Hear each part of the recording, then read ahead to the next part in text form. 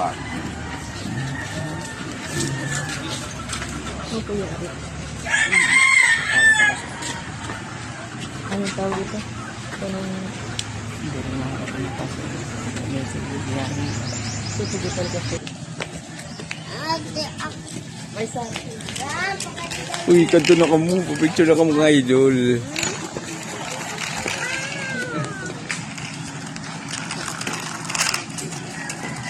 Uy.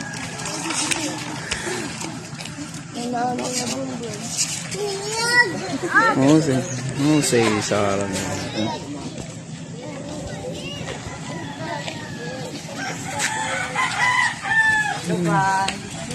Uy, pa-picture na kamo. Ayun na, ayun na. Condolence sa inyo ha. Sige na, uy. Uy.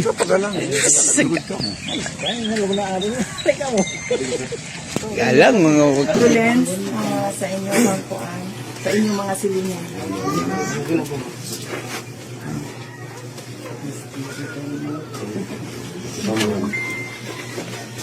Dali ano ba? Do not panic.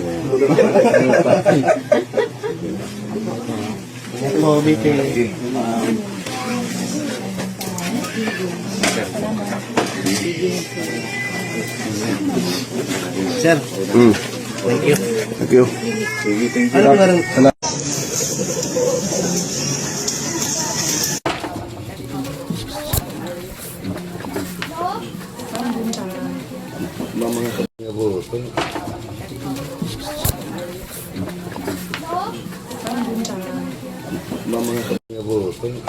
Sigaw ng bayan, lumaban na, mga sakim, durugin na. Hakbang ng matapang na sabay-sabay. Sigaw ng Mga bulong na pangako, lumaban na. palasyong Mga nako sakit sa ating tutup. durugin na. Limeng itinago sa kasinungalingan, Mga bulong kalayaan natin na pangako. nagpalit sa ginto. Palasyong pinatong sa ating buto. Ay apoy.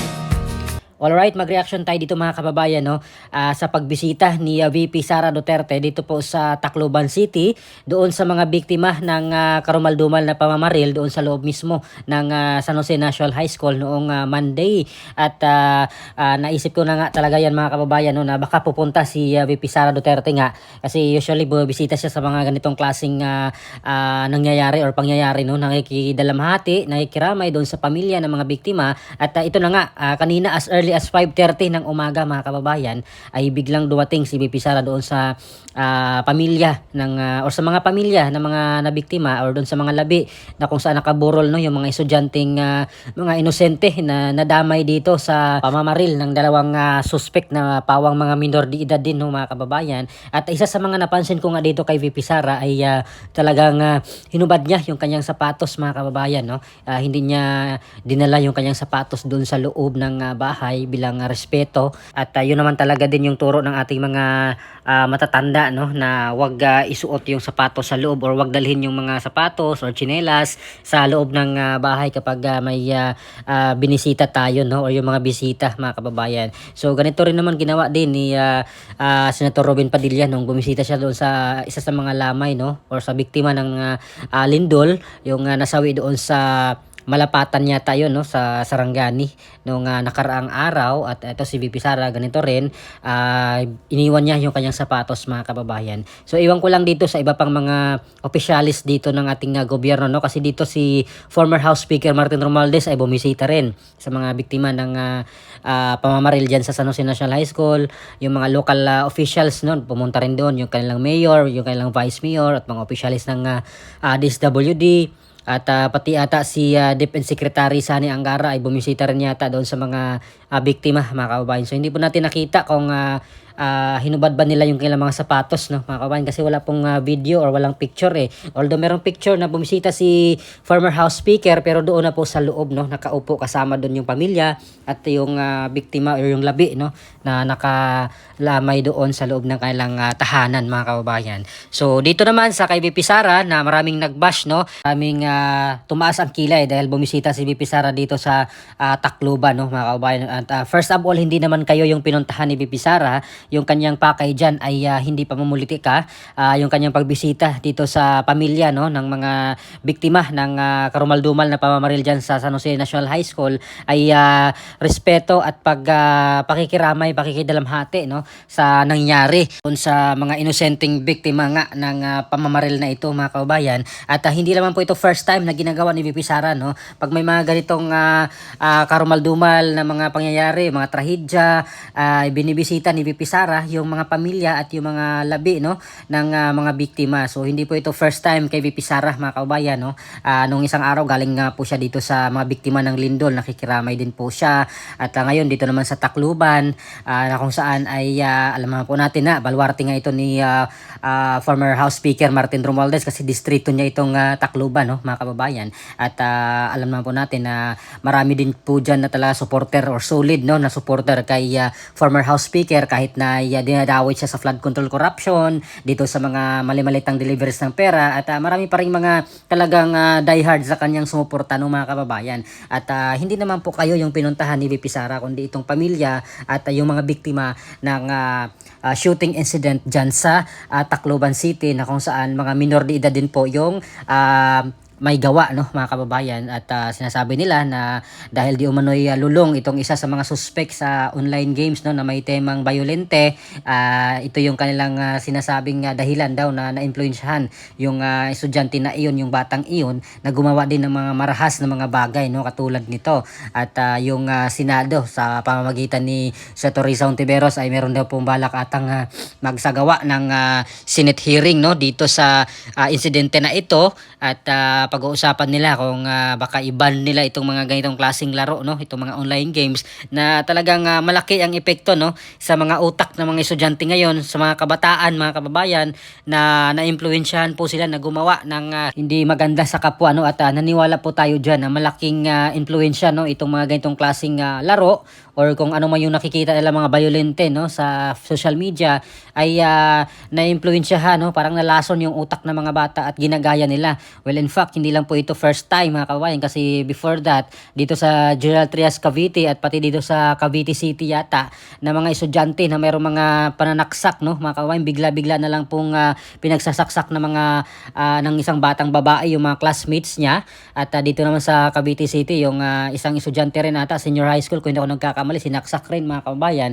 So talagang it's about time na talagang paghigpitan, no, itong ating gobyerno, tugunan itong mga ganitong klaseng problema, kasi talagang kung pababayaan ito ay mas malala pa, no, mas malaking problema pa yung mangyayari dito sa ating bansa mga kabayan. Maraming mga inosente ang madadamay, no, dahil lang dito sa pagkalulong ng ito, kung ito man yung dahilan sa mga social media, sa mga online games. So dapat ngayon pa lang yung gobyerno natin ay gumawa na po ng hakbang para putulin na ito, no, or i-ban nila itong mga ganitong klaseng laro ng mga violente, kasi nowadays yung mga bata talaga mga kababayan ay almost 100%, no, talaga may mga cellphone na po sila, no, at na-access nila itong mga ganitong laro, hindi gaya noon ng mga panahon ng mga 90s, 80s, 70s, early 2000, na talagang yung laro noon ay pisikalan, takbuhan, mga ganon. Ngayon yung kailang mga laro, mga online games na lahat mga kababayan. So kapabayaan din po yan on the part of the parents, no, kasi hinayaan nila itong mga kailang mga anak na maglaro ng ganito, at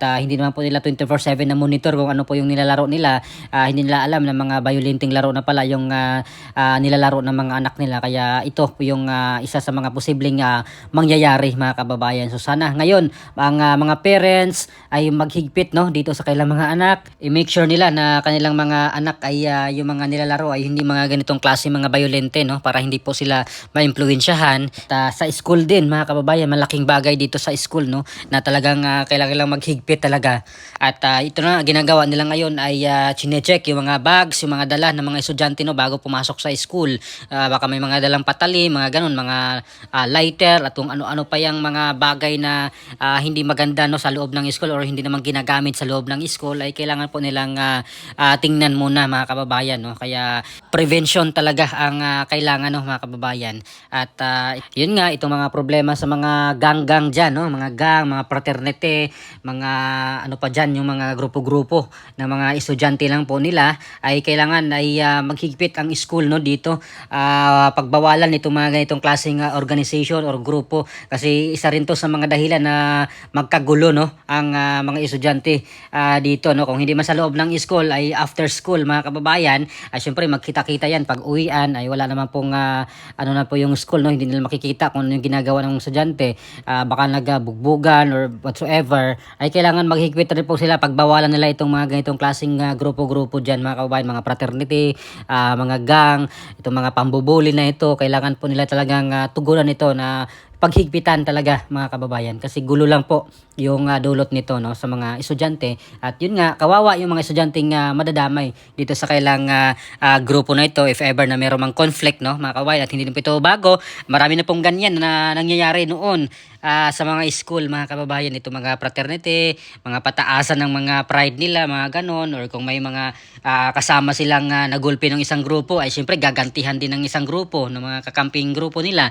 So gulo na po yun mga kababayan, at kailangan talagang higpitan, no, ng Department of Education, ng school, at pati parents mga kababayan. At malaking tulong na rin kasi ngayon meron na po mga police visibility, no, dito sa mga school. Bibisita na po sila sa mga school itong mga kapulisan natin. Malaking bagay po ito para sa peace and order, no, dito sa mga loob ng eskwelahan. Hindi lang po doon sa labas yung mga pulis, kundi bumibisita rin sila, pumapasok sila doon sa mga loob ng mga paaralan mga kababayan. Kaya good job po sa ating PNP na talagang kailangan po 24/7 kung pwede pa lang, no, or kaya basta may pasok nandoon yung mga estudyante sa loob, malaking bagay yung presensya ng mga kapulisan natin. Hindi lang doon sa labas ng gate, no, doon mismo sa loob din, kasi alam naman po natin yung school talagang ang layo pa ng gate, no, mga kababayan, doon sa mga rooms ng mga estudyante. Kaya kailangan nandoon din sa loob ng mga kapulisan natin para kung may problema, kung may aberya, mabilis po sila makapag-responde mga kababayan. So ano po masasabi nyo dito mga kababayan sa pagbisita ni VP Sara Duterte, no, sa Tacloban City, dito sa mga biktima ng karumal-dumal na pamamaril, no, doon sa loob ng San Jose National High School dito po sa Tacloban City, at sa mga galit kay VP Sara, no, sa mga anti-Duterte dyan sa Tacloban, sa mga kampon ng mga Dilawan, kampon ng mga Marcos, kampon ng mga Romualdez, ay manahimik na lang kayo, kasi itong pagbisita ni VP Sara ay hindi para sa inyo, no. Mainit na tinanggap naman si VP Sara doon sa mga pamilya ng biktima, no, at pati doon sa mga kapitbahay dito sa San Jose, Tacloban City, na kung saan nakikita natin na nakikipag-selfie pa sila dito kay VP Sara, no, nakaka-picture sila or nakipag-picture sila kay VP Sara Duterte dito mga kababayan. So ibig sabihin, para sa aking opinion, ay marami pong mga Tacloban or taga-Tacloban din ang nagmamahal kay VP Sara at sumusuporta kay VP Sara Duterte mga kababayan. So hindi lahat ng mga waray ay sumuporta dito, no, kay Romualdez na bilang taga doon, no, baluarte nila ito, at may mga taga Tacloban din at mga taga Eastern Visayas na supporters rin po, no, ng mga Duterte. Tahimik lang po sila, pero suportado nila si VP Sara mga kababayan, dahil hindi po nila matiis din itong mga pangyayaring korupsyon, no. Hindi po sila bulag na i-ignore lang itong mga pangungurakot ng mga opisyalis ngayon ng ating gobyerno mga kababayan. So ano po masasabi niyo dito? Please comment down below. Maraming salamat. God bless po sa ating lahat.